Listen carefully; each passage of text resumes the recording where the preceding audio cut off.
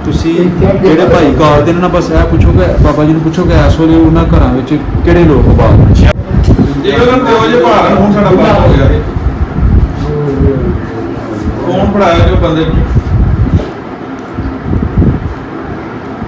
ਅੱਛਾ ਉਹ ਨਾ ਬੇਰੀ ਦੀ ਨਿਸ਼ਾਨਦੇਹੀ ਕੀਤੀ ਹੈ ਤੁਹਾਂ ਤੁਹਾਡੇ ਘਰ ਤੋਂ ਕਿੱਧਰ ਸੀ ਮੇਰੀ ਬੇਰੀ ਦੀ ਤੁਹਾਨੂੰ ਨਿਸ਼ਾਨਦੇਹੀ ਕੀਤੀ ਹੈ ਨਾ, ਬਜ਼ੁਰਗਾਂ ਦੱਸਿਆ ਕਿ ਇੱਥੇ ਬੇਰੀ ਸੀ।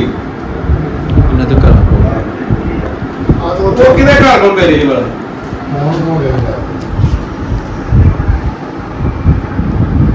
ਅਸੀਂ ਅਕਬਰ ਪਿੰਡ ਬੈਠੇ ਆ ਤੇ ਪ੍ਰਾਹੁਣੇ ਕੋਲ ਬੈਠੇ ਨੇ ਜਿਹੜੇ ਇੰਡੀਆ ਤੋਂ ਆਏ ਨੇ। ਅਕਬਰ ਦੇ ਬੜੇ ਜਿਹੇ ਬੰਦੇ ਨੇ, ਸਿਰਫ ਤੁਸੀਂ ਉਹਨਾਂ ਦਾ ਘਰ ਦਾ ਐਡਰੈਸ ਦੱਸੋ, ਬਾਬੇ ਉਹਨਾਂ ਨੂੰ ਪੁੱਛ ਕੇ ਸੁੰਦਰ ਇਕਬਾਲ ਤੇ ਜ਼ਮੀਨ ਦੱਸੋ ਉਹਨਾਂ ਦੀ ਕੌਣ ਬੰਦਾ, ਜ਼ਮੀਨ ਕੌਣ ਬੰਦਾ, ਕਿਹੜਾ ਭਾਰਤ ਦਾ ਕੀ ਨਾਮ ਤੁਹਾਡਾ?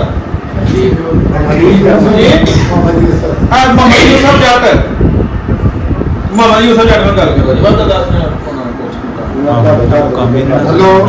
ਕੁਛ ਵਾਲੇਕੁਮ ਅਸਲਾਮ ਜੀ। ਲੋ ਜੀ ਅਸੀਂ ਪਿੰਡ ਅਕਬਰ ਮੈਂ ਮੁਹੰਮਦ ਜੱਟ ਦਾ ਪੁੱਤਰ ਬੋਲ ਰਿਹਾ ਸੁੱਚਾ ਸਿੰਘ ਜੀ, ਉਹਨਾਂ ਦੇ ਬਜ਼ੁਰਗ ਜੋ ਕਿ ਤੁਰਦੇ ਨਾ ਦੁਨੀਆ ਤੋਂ ਉਹ ਨਹੀਂ ਰਹੇ, ਤੇ ਘਰ ਦਾ ਥੋੜ੍ਹਾ ਨਹੀਂ ਲੱਗ ਰਿਹਾ ਕਿ ਬਜ਼ੁਰਗਾਂ ਦਾ ਪਤਾ ਚੱਲਿਆ, ਸੋ ਉਹਨਾਂ ਨੂੰ ਹਾਂਜੀ। ਅਸੀਂ ਪੁੱਛ ਰਹੇ ਹਾਂ। ਬਾਕੀ ਦੇਖੋ ਲੋਕ ਸੋ ਅਸੀਂ ਇਹਨਾਂ ਦੇ ਘਰ ਹਾਂਜੀ ਹਾਂਜੀ ਠੀਕ ਹੋ ਗਿਆ। ਉਹ 100 ਸਾਲ ਹੋ ਗਏ।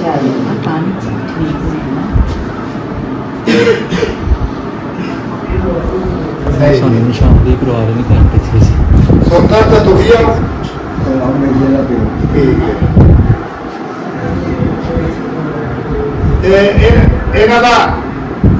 ਇਹਨਾਂ ਦਾ ਖੂਹ ਕਿੱਥੇ ਦੱਸਦੇ ਨੇ, ਇਹਨਾਂ ਦੀ ਜ਼ਮੀਨ ਜਿਹੜੀ ਹੈ ਖੂਹ ਕਿੱਥੇ ਹੁੰਦਾ ਸੀ?